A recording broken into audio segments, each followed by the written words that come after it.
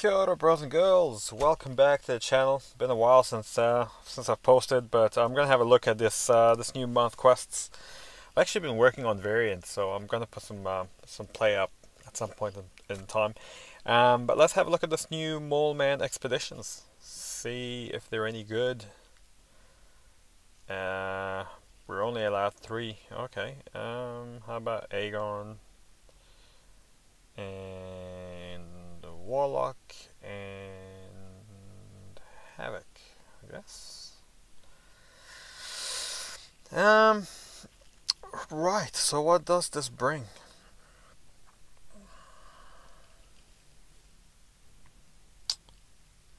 Interesting. So you get a few options. They're all pretty easy. Well, what do I ideally want? 300 shards, 150 shards, 150 shards. But this has got T2As as well. This has 6-star shards as well. So I guess we'll go here.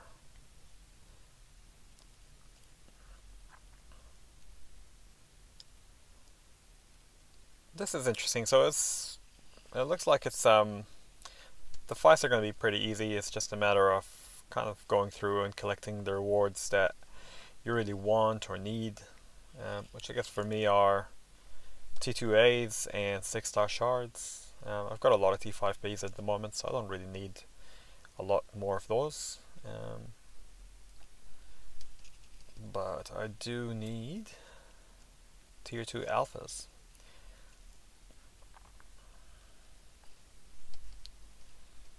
So we get rid of Drax. Looks pretty easy, pretty straightforward. We'll take some shards and then I can make a decision. Do I want T5Bs? Do I want 6-star shards? I want 6-star shards. So we go and fight Venom.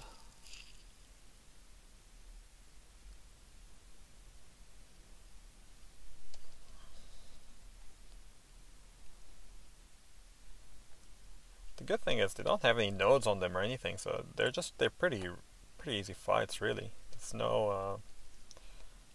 not much to them at all.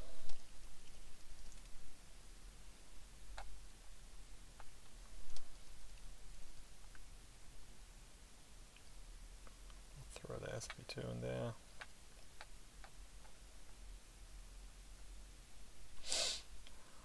Okay, sounds good. So then I'll go collect my 6-star shards, and then you go to the next fork in the road, and I have 2 options. I can get I don't know if that's T2As or I guess we'll go T2As. I kind of need them. Probably a little bit more than the 5-star shards.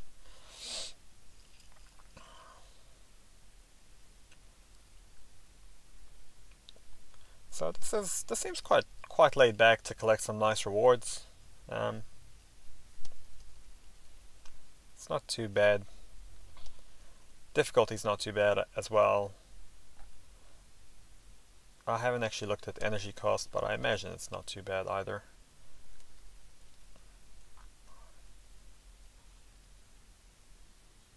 I mean, the energy's actually free, so it'd be pretty cool if you can come back and redo this and get older rewards, but I don't think that's how it works.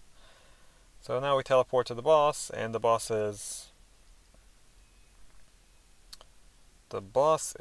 Mole Man, who is a villain, defensive tank, immune to shock.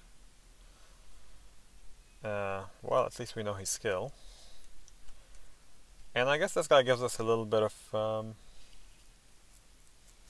so let's see what does he do. He gains a lot of crit damage based on missing health.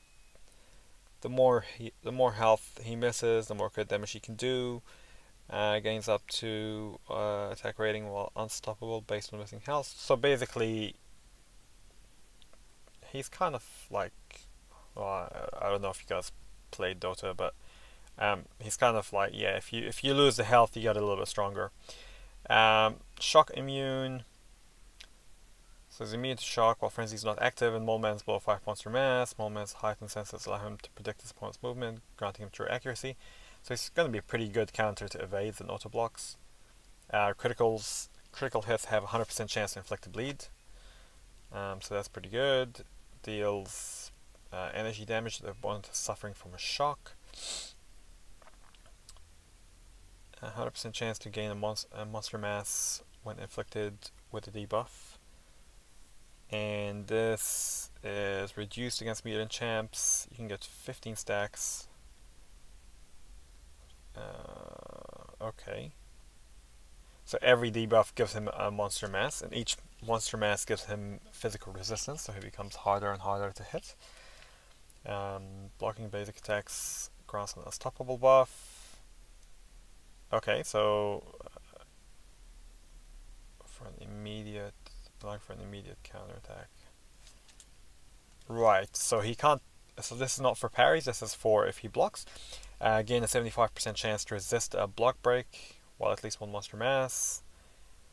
Right, so he's going to be pretty good with the stand your ground mastery, because if you do resist or if you do block, then you get unstoppable and you can attack right back.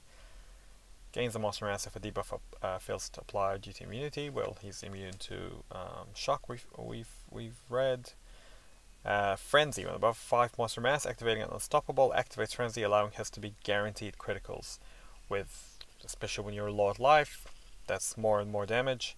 Frenzy also activates when reaching max monster mass. Okay. During Frenzy, monster mass cannot be removed, but each mass expires after 1.2 seconds, and debuff can no longer be purified. So that's a little bit like the King Pin mechanic. After they fall to 0, he cannot be frenzied for 15 seconds. Heavy attacks give you 1 monster mass. If frenzied, you have like almost 2000 attack rating. Special attack gains 2 and inflicts shock, which allows you to do more energy damage. Special 2 is increased crit, increased attack rating, and poses unstoppable and unblockable. And special 3 builds a ton of monster mass, and you can become frenzied. So, okay, this guy doesn't seem so terrible. Let's have a look at his animations, though. So what I really want to do, so I just want to hit into him. Yep, get him to his SP1. Okay, so the SP1's not too bad.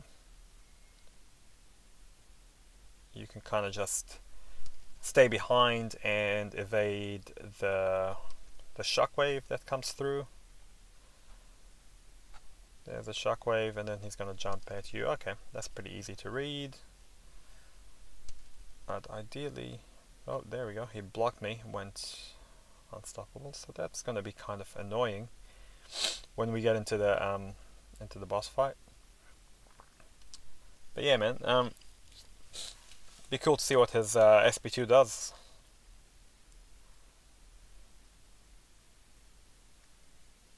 So these, yeah, they were T2As, and so pretty poor rewards, but you know what? It's pretty easy